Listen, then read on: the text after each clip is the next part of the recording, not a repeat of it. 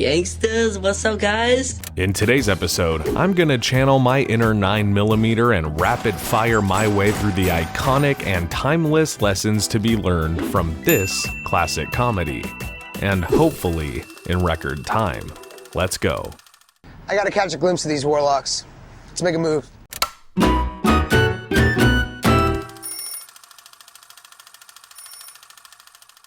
Superbad is iconic, and today I'm going to break down why I think this movie is the voice of a generation and what we can still learn from it, plus maybe some of the movie's best moments. And we'll get all into it, but first...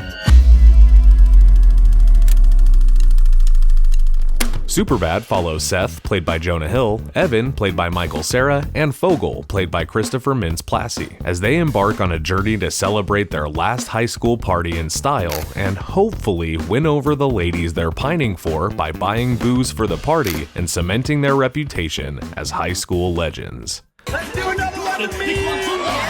But of course, it's never that simple. Mike Snyder's ID always works. So mine, man. Mike Snyder's ID doesn't have one fucking name on it!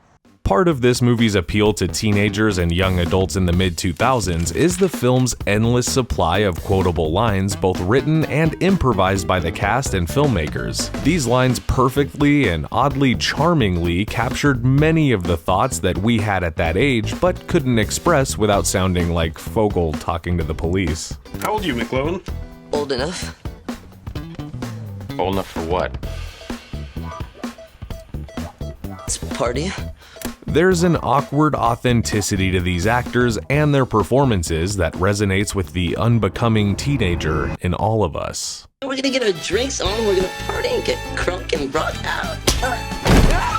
It's not too bad. I mean, it should be okay. I'm not too worried about it, really. Don't worry about it. I'm not worried at all. I'm getting that for show. You guys know a guy named Jimmy? You totally look like his brother. McLovin? McLovin? McLovin! I was between that and Muhammad.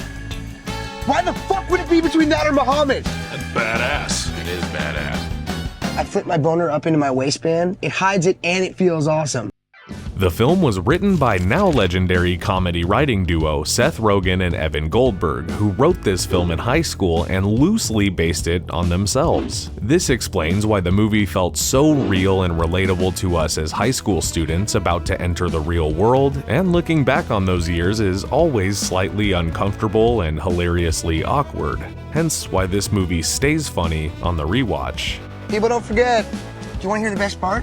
Themes like outgrowing your childhood friends and being afraid to face it, or the pressure of not entering adulthood as a virgin, are at the core of every adolescent's high school experience, and as such, they remain at the center of our memories of the glory days. By the time college rolls around, I'll be like the Iron Chef at Pound and Vaj. The brilliance and what sets this movie apart from others like it is the added perspective of Officers Slater and Michaels. Oh, you guys take note. That's how you take down a motherfucker. That's right.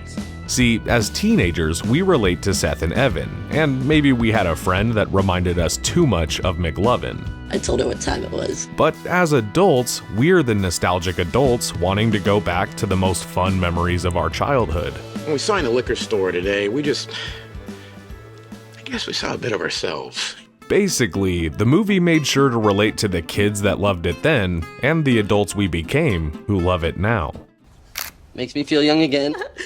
Realistically, this movie could be compared to other raunchy teen comedies that came before it, like Porky's, Revenge of the Nerds, Animal House, Wet Hot American Summer, or even American Pie. But this movie is remembered for its ability to transcend the generation and truly appeal and relate to audiences of all ages.